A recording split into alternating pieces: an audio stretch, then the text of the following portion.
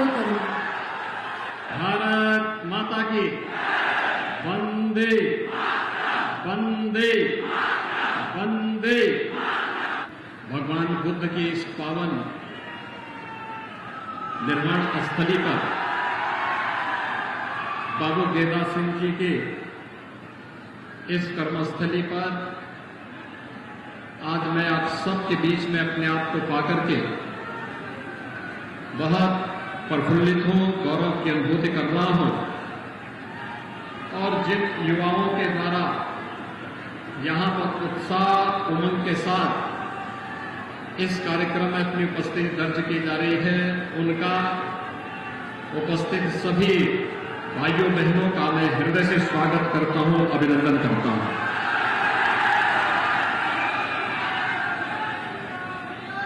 भाइयों बहनों, आज विधानसभा क्षेत्र में और इस जनपद में लगभग 421 करोड़ की परियोजनाओं के साथ हम सब आए हैं। इससे पहले मैंने जनपद की रामकोला विधानसभा क्षेत्र में और उसके प्रांत अभी आपके इस विधानसभा क्षेत्र में 421 करोड़ की योजनाओं के लोकार्पण और शिलान्यास के साथ मैं जोड़ रहा हूं। 400 करोड़ की ये योजनाएं तो वास्तव में कुशीनगर जिले के लिए, यहां के परिश्रमी किसानों के लिए, युवाओं के लिए बहुत छोटी सी घटना होगी। और मैं आपको ये कह रहा हूं, ये नए भारत का नया उत्तर प्रदेश है। यह एक पेड़ मात्र है। अभी तो हम मेडिकल कॉलेज की स्थापना आपके इस जनपद में करने जा रहे हैं, नया मेडिकल कॉलेज कुशीनगर जिले में। और अब कुशीनगर का नागरिक जो पहले लोग सोचते थे वो नहीं है। अब तो कुशीनगर के लोग भी भगवान बुद्ध इंटरनेशनल एयरपोर्ट से उड़ान भरेंगे देश और दुनिया के लिए।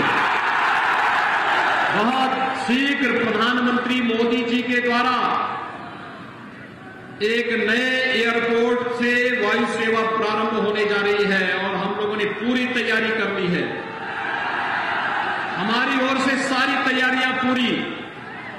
दुनिया के अंदर कोरोना समाप्त और कुशीनगर से हवाई सेवा यहां से प्रारंभ।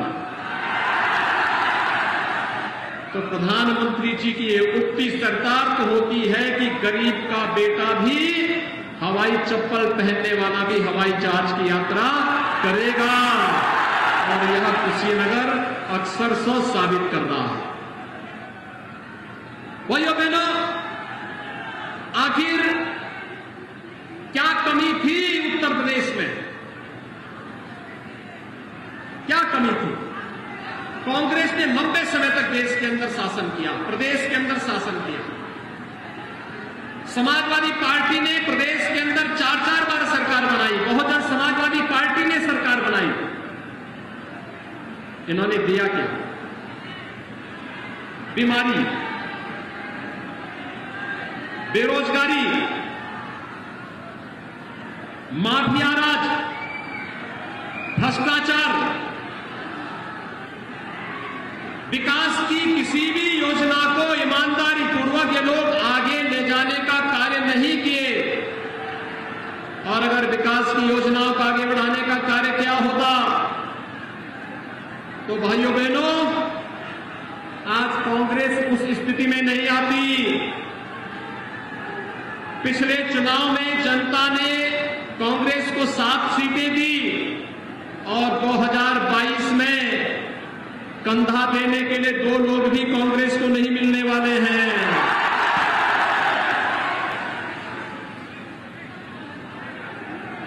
मैं आपकी गलती नहीं मानता, इसलिए नहीं मानता कि आप लोग तो देने को तैयार हैं। ये उत्साह जब भी मैं तमकुही की तरफ आया हूं, यहां के नौजवानों के अंदर मैंने यही उत्साह देखा है।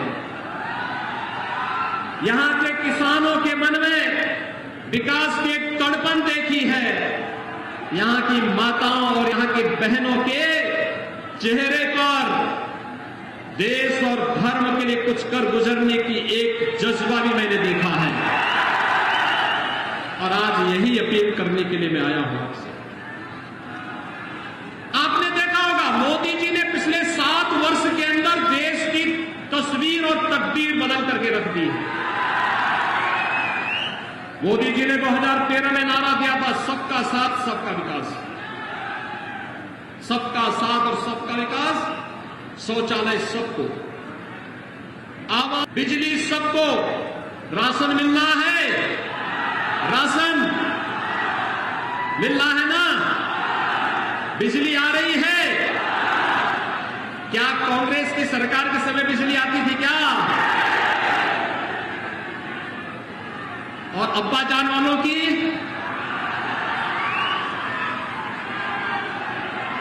उनकी सरकार के समय भी नहीं आता था ना। और बहन जी, खैर उन दोनों लोगों को अंधेरा ज्यादा अच्छा लगता है, इसलिए बिजली नहीं देते थे। लेकिन मोदी जी ने और आपने भाजपा की सरकार प्रदेश में बनाई, गांव-गांव में बिजली पहुंचा दी। जो बचे इक्के दुक्के गांव बचे होंगे, जो इक्के दुक्के मजरे बचे होंगे, आने वाले 1.5-2 सालों में वहां पर भी बिजली लग जाएगी। कोई वंचित नहीं रहेगा, हर घर बिजली पहुंचाएंगे। और भाइयों बहनों, कुशीनगर के हर घर में शुद्ध पेयजल भी पहुंचाएंगे। कांग्रेस ने दिया क्या? बीमारी, एक नौ की बीमारी है, मस्तिष्क ज्वर, इंसेफ्लाइटिस। एक कांग्रेस की, सपा की, बहुजन समाजवादी पार्टी की देन है। और मोदी जी ने घर घर में शौचालय बना करके, स्वास्थ्य की सुविधाओं को बेहतर करके आज इंसेफ्लाइटिस समाप्त। आज तो इंसेफ्लाइटिस की बीमारी नहीं दिखाई देती है। भाइयों बहनों, कांग्रेस बीमारी देती थी, भाजपा नागरिकों को स्वस्थ करती है। कांग्रेस राम की और आस्था का अपमान करती है, और भारतीय जनता पार्टी भगवान राम के भव्य मंदिर के निर्माण का मार्ग प्रशस्त करती है। कांग्रेस माफियाओं को प्रश्रय देती है, लेकिन भारतीय जनता पार्टी माफियाओं को वहां पहुंचाती है जहां के वे हकदार होते हैं। लेकिन क्या कांग्रेस के लिए सस्ता क्या? कांग्रेस का परिवार क्या? जब प्रदेश देश में कोई विपत्ति आती है वे फुर से इटली चले जाते हैं। सपा को सिपाही से बाहर आप नहीं देख सकते। और भाइयों बहनों, इनकी सोच संकीर्ण है। ये लोग नौजवानों की नौकरी को गिरवी रखते थे, नीलाम करते थे। किसानों को गन्ना मूल्य का भुगतान न हो, इनके द्वारा मिल मालिकों के साथ मिलकर के शोषण किया जाता था। आज मैं कह सकता हूं, हमारी सरकार के समय 2021 तक का सभी गन्ना मूल्य का भुगतान हुआ है, और 2021-22 का गन्ना मूल्य नया सीजन प्रारंभ होने के पहले गन्ना किसानों के खाते में पैसा उनके खाते में पहुंचेगा। और कोई नहीं डालेगा तो फिर सख्त कार्रवाई भी सरकार इस पे करेगी। क्या कांग्रेस सपा बसपा की सरकार के समय ऐसा होता था क्या? वे नहीं कर सकते थे, क्योंकि उनका विकास का कोई एजेंडा नहीं था। वे विकास चाहते ही नहीं थे। उनका एजेंडा एक ही था, भाई भतीजावाद का। उनका एजेंडा एक ही था, जाति और वंशवाद का। उनका एजेंडा एक ही था, प्रदेश में दंगा करवाने का। उनका एजेंडा एक ही था, माफिया राज स्थापित करने का। माफिया और अपराधियों के शागिर्द बनकर के सत्ता का संचालन होगी तो गरीब तबाह होगा, किसान तबाह होगा, नौजवान के सामने पहचान का संकट खड़ा होगा। लेकिन आज उत्तर प्रदेश में ऐसा नहीं हो सकता। आज उत्तर प्रदेश में आपकी अपनी सरकार है, देश में आज की आपकी अपनी सरकार है। और यही कारण है कि पाकिस्तान प्रस्त आतंकवादी आज देश के अंदर कहीं कोई ठोर ठिकाना नहीं पाता है। और नहीं तो 2012 में समाजवादी पार्टी की सरकार आई थी, सबसे पहला काम क्या हुआ था? आतंकवादियों के मुकदमों को वापस करने का काम उन्होंने कर दिया था। कांग्रेस के राज में आतंकवाद, उग्रवाद और उग्रवाद फैला। मोहन जी को तो कहना ही क्या है।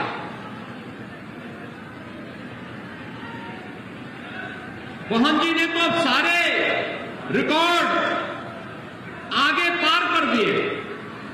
और इसलिए भाइयों बहनों, आज मैं आप सबसे यही कहने के लिए आया हूं, पूछे 2017 में अगर भारतीय जनता पार्टी का विधायक तमकुही में बना होता तो गंडक की बाढ़ की अस्थायी समाधान यहां पर हो गया होता। याद करिए, इतनी भीषण बरसात में उत्तर प्रदेश के अंदर तटबंध नहीं टूटे क्योंकि भाजपा के विधायक सक्रिय थे। विकास की योजना कई उन्होंने ईमानदारी से वहां लागू करवाने में योगदान दिया। लेकिन यहां पर जब भी सिंचाई विभाग के लोग आते थे तो यहां पर कांग्रेस के नेता ठेका पट्टा के लिए गिद्ध की तरह झपटते थे, काम नहीं करने देते थे।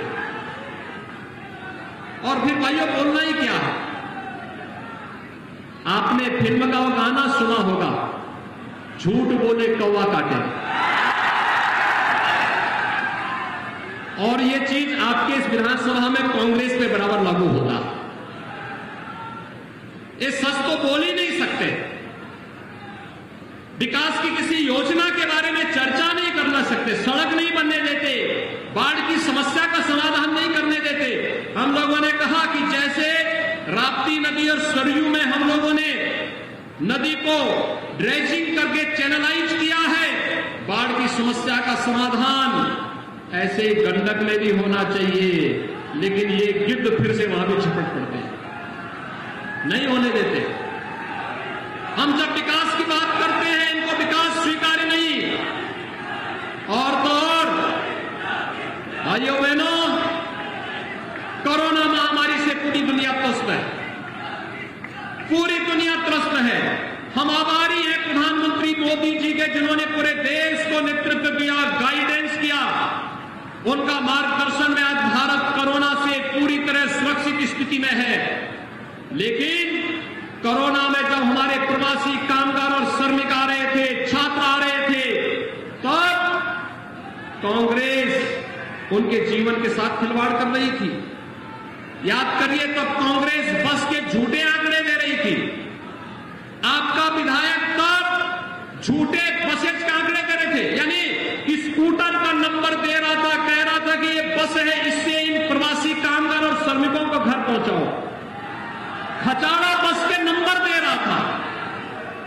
ये जीवन के साथ खिलवाड़ करने वाले लोग यमराज की भूमिका में जनता के जीवन के साथ खिलवाड़ कर रहे थे। क्या इनको आप समर्थन करेंगे? क्या यहां की जनता समर्थन करेगी? और यही तो मैं कहने के लिए आया हूं। आज कोरोना उत्तर प्रदेश के अंदर समाप्त, सावधानी रखनी पड़ेगी। मैं पिछले सभा में थोड़े आंकड़े विस्मृत कर दिया था। लगभग 14 लाख से 14 लाख लोगों को कुशीनगर जिले में अब तक वैक्सीन की डोज दी जा चुकी है। 14 लाख लोगों को, और 14 लाख लोगों को डोज मोदी जी ने फ्री में दी है। निःशुल्क वैक्सीन, सबको वैक्सीन। और इसलिए हमने कहा कि आभार मोदी जी, आपने हमारी जनता को फ्री में वैक्सीन दिया। लेकिन इस वैक्सीन का विरोध करने वाले लोग भी थे। कांग्रेस ने विरोध किया था ना। आपने कभी पूछा अपने विधायक से कि वैक्सीन का क्यों विरोध कर रहे हो? भाई, ये वैक्सीन तो जनता को सुरक्षा कवच देने वाला है। सपा ने भी विरोध किया था ना क्या आपने पूछा सपा से कि वैक्सीन का विरोध क्यों कर रहे हो?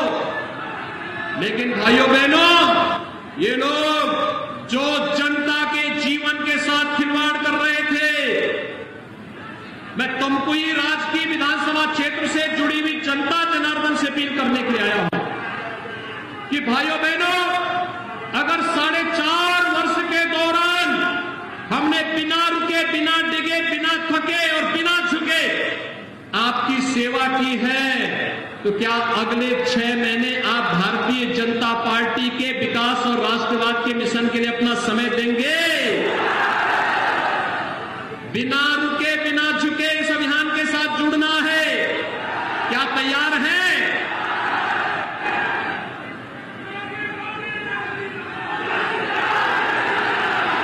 भाइयों बहनों, ये राम भक्तों पर गोली चलाने वाले क्या राम मंदिर का निर्माण करेंगे? राम को नकारने वाले क्या राम मंदिर का निर्माण करेंगे? आप राम मंदिर के निर्माण से, मोदी जी के इस अभियान से खुश हैं? सभी लोग पीछे तक माताओं की ओर से हाथ नहीं उठ रहा है। अयोध्या में राम मंदिर बनना का काम पुण्य का काम है ना? भारत की आस्था का सम्मान है ना? आप सभी सहमत हैं ना? तो क्या इसके लिए आप सब मोदी जी का समर्थन करते हैं? मोदी जी को एक एक पत्र धन्यवाद का लिखेंगे? कश्मीर में आतंकवाद की जड़ी धारा 370 मोदी जी ने एक झटके में समाप्त कर दिया। आपको मालूम है ना कि किसने धारा 370 लगाई थी? कांग्रेस ने। किसने लगाई थी? कांग्रेस ने। ये पाप किसने किया था? तो क्या इस पाप के घड़े को क्या सिर में ढो करके ले जाना क्या हमारी शान होनी चाहिए क्या? तो फिर देश में आतंकवाद की जननी कौन? कांग्रेस। कांग्रेस पार्टी ने देश को तमाम जख्म दिए हैं और भाइयों बहनों, देश को जख्म देने वाले लोगों को बर्दाश्त करने की आवश्यकता नहीं। भाइयों बहनों, आपने समाजवादी पार्टी के कुछ नेताओं का बयान पढ़ा होगा। उन्होंने अभी तालिबान के कृत्यों का समर्थन किया है। मोदी जी ने देश के अंदर 3 तलाक की कुप्रथा को समाप्त किया है। भाजपा 3 तलाक की कुप्रथा को समाप्त करती है, समाजवादी पार्टी तालिबान का समर्थन करती है। क्या समाजवादी पार्टी 3 तलाक को बंद करती? क्या कांग्रेस करती? क्या उम्मीद करते हैं आप इन लोगों से? आज हमारी सरकार ने तय किया है हर गरीब कन्या की शादी हम लोग मुफ्त में सामूहिक विवाह योजना के अंतर्गत करेंगे। 51,000 रुपए सरकार की तरफ से देंगे। कोरोना में चाहे वह जैसे भी कोई बच्चा ना हुआ है, उस बच्चे को स्कॉलरशिप देकर के कोरोना से अगर माता पिता की मौत हुई है, 4,000 रुपए महीने सरकार उस पर बच्चे को परवरिश के लिए उपलब्ध करवा रही है। कोरोना के बगैर किसी अन्य बीमारी से भी हुई है तो बच्चे की परवरिश के लिए पैसा सरकार देगी। पिछले 4 वर्ष के दौरान 4.5 लाख नौजवानों को हमने सरकारी नौकरी दी। पहले इन नौकरियों की बोली लगती थी भाइयों बहनों, कांग्रेस की सरकार रही हो, सपा की सरकार रही हो, बसपा की सरकार रही हो, पहले नौकरी निकलती थी और लोग झोला लेके निकल पड़ते थे। एक एक नौकरी की नीलामी होती थी और बाद में पैसा भी जाता था और नौकरी भी नहीं मिलती थी। हर जनपद में प्रतियोगी परीक्षा की तैयारी करने वाले छात्रों के लिए अभ्युदय कोचिंग की व्यवस्था हम करने जा रहे हैं।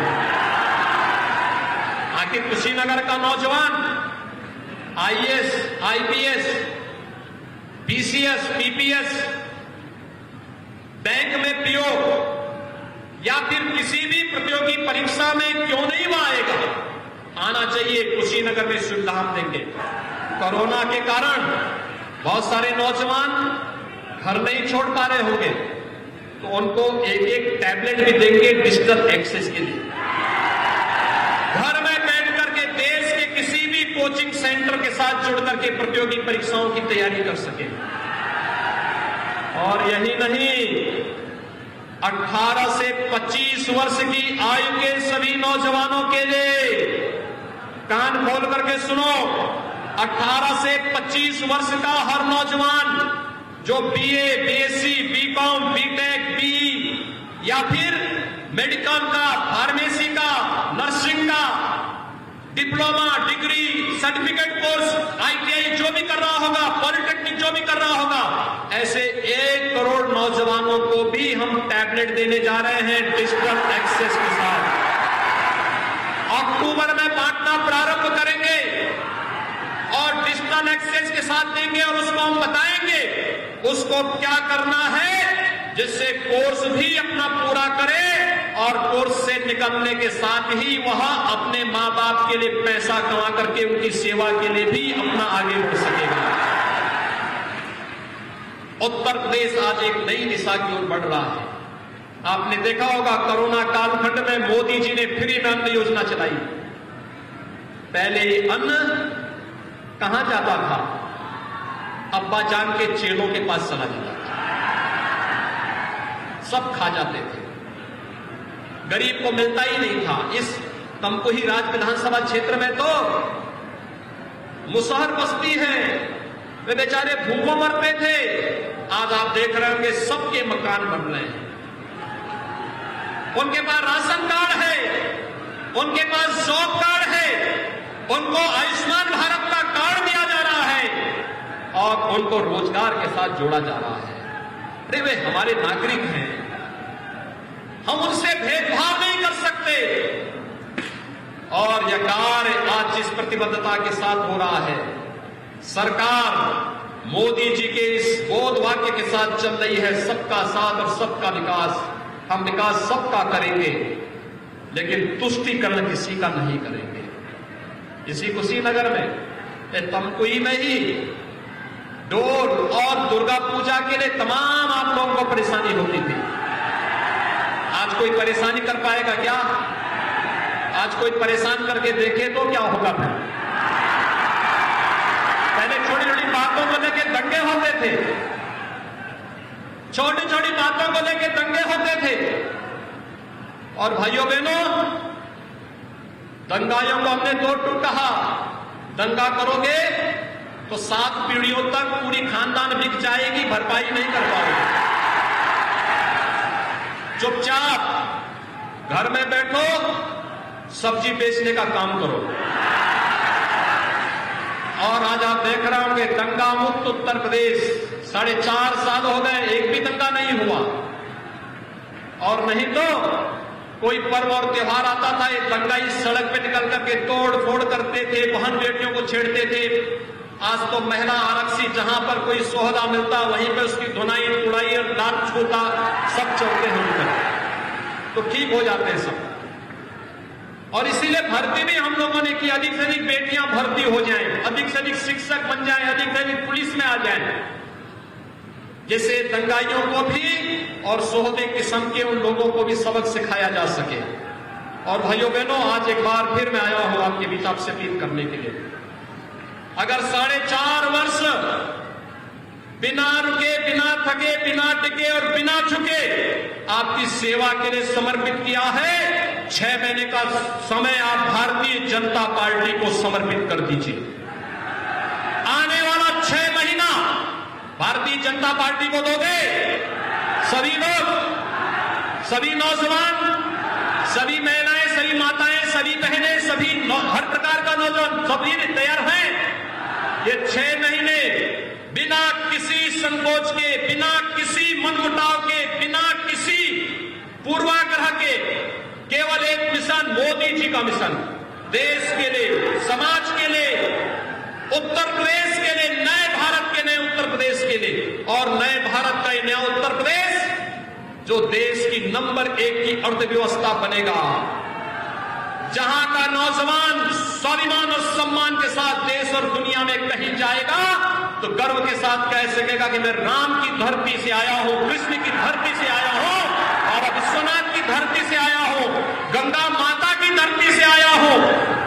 गर्व के साथ कहेगा मैं बुद्ध की धरती से आया हूं। गर्व के साथ कहेगा कि बाबू गेंदा सिंह की धरती से मैं आया हूं, और दुनिया पलक पावड़े बिछा करके आपका स्वागत करने के लिए उतारा हो। उस उत्तर प्रदेश के निर्माण के लिए अगले 6 महीने का समय आपसे मांगने के लिए मैं आपके पास आया हूं।